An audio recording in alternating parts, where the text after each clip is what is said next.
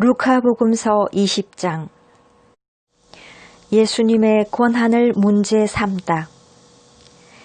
예수님께서 어느 날 성전에서 백성을 가르치시며 복음을 전하고 계시는데 수석 사제들과 율법 학자들이 원로들과 함께 다가와 예수님께 말하였다. 당신이 무슨 권한으로 이런 일을 하는지, 또 당신에게 그러한 권한을 준 이가 누구인지 말해보시오. 그러자 예수님께서 그들에게 말씀하셨다.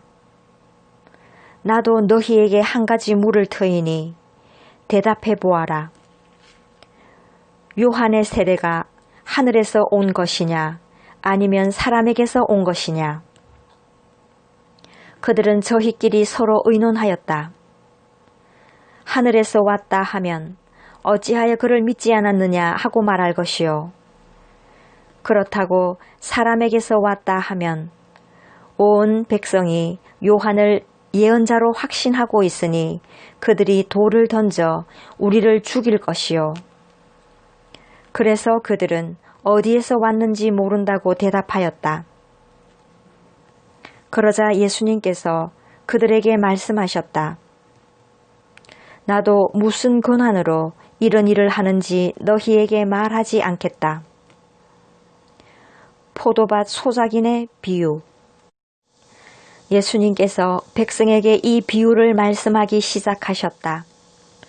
어떤 사람이 포도밭을 일구어 소작인들에게 내주고 오랫동안 멀리 떠나 있었다. 포도철이 되자 그는 소작인들에게 종 하나를 보내어 포도밭 소출에서 얼마를 내놓으라고 하였다.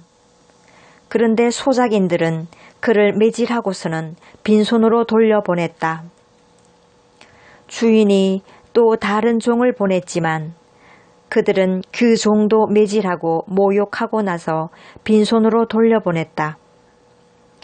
그리고 또 세 번째 종을 보냈더니 그들은 그 종도 상처를 입히고 내쫓아 버렸다. 그래서 포도밭 주인은 어떻게 할까? 사랑하는 내 아들을 보내야겠다. 내 아들이야 존중해 주겠지 하고 말하였다. 그러나 소작인들은 그 아들을 보자 저자가 상속자다. 저자를 죽여버리자. 그러면 이 상속 재산이 우리 차지가 될 것이다 하고 서로 의논하면서 그를 포도밭 밖으로 던져 죽여버렸다.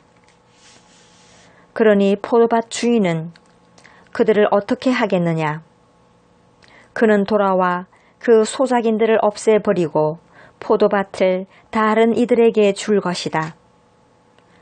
사람들이 이 말씀을 듣고 그런 일은 있을 수 없습니다 하고 말하였다.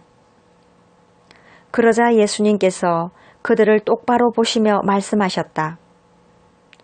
그러면 이렇게 기록된 말씀은 무슨 뜻이냐? 집 짓는 이들이 내버린 돌, 그 돌이 모퉁이의 머릿돌이 되었네.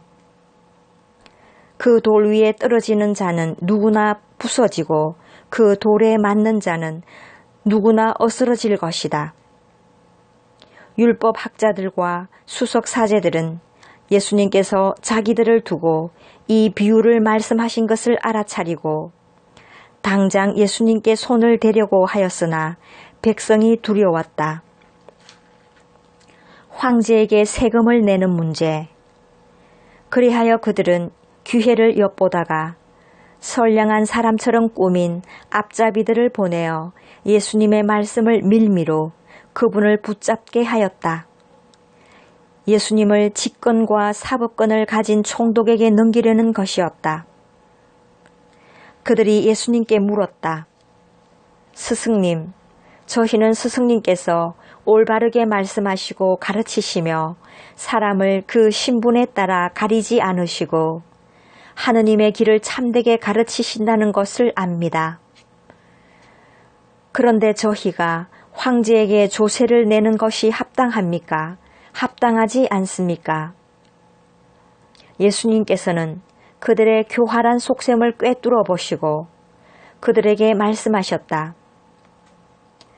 데나리온 한 잎을 나에게 보여라. 누구의 초상과 글자가 새겨져 있느냐? 그들이 황제의 것입니다 하고 대답하였다. 이에 예수님께서 그들에게 이르셨다. 그러면 황제의 것은 황제에게 돌려주고 하느님의 것은 하느님께 돌려드려라.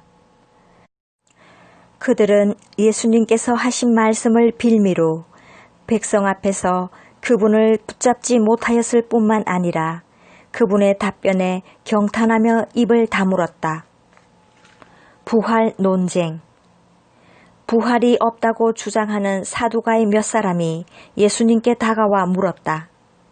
스승님, 모세는 어떤 사람의 형제가 자식 없이 아내를 남기고 죽으면 그 사람이 죽은 이의 아내를 맞아들여 형제의 후사를 일으켜 주어야 한다고 저희를 위하여 기록해 놓았습니다.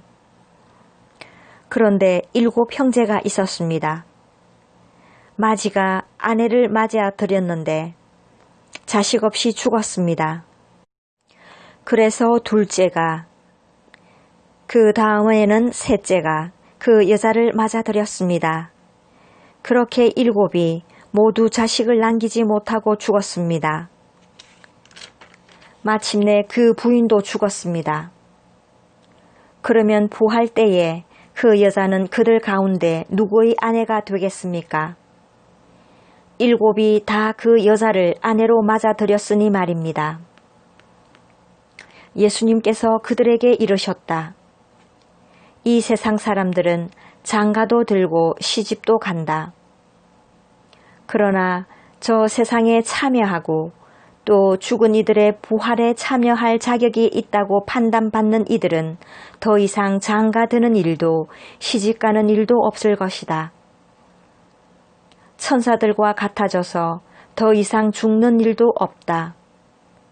그들은 또한 부활에 동참하여 하느님의 자녀가 된다.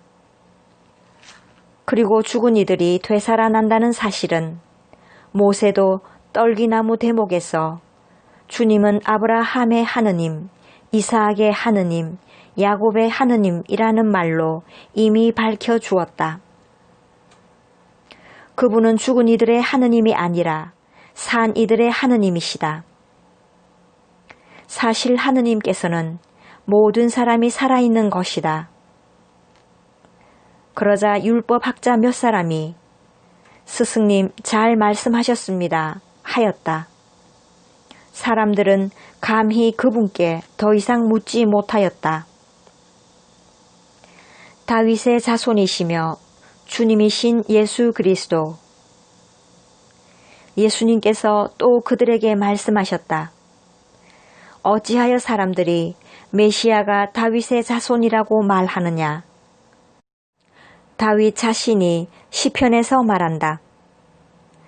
주님께서 내 주님께 말씀하셨다. 내 오른편에 앉아라. 내가 너의 원수들을 내 발판으로 삼을 때까지. 이렇게 다윗이 메시아를 주님이라고 부르는데 어떻게 메시아가 다윗의 자손이 되느냐? 율법 학자들을 조심하여라. 예수님께서는 모든 백성이 듣고 있는 가운데 제자들에게 이르셨다. 율법 학자들을 경계하여라. 그들은 긴 겉옷을 입고 나다니기를 즐기고 장터에서 인사받기를 좋아하며 해당에서는 높은 자리를, 잔치 때에는 윗자리를 좋아한다. 그들은 과부들의 가산을 등쳐 먹으면서 남에게 보이려고 기도는 길게 한다.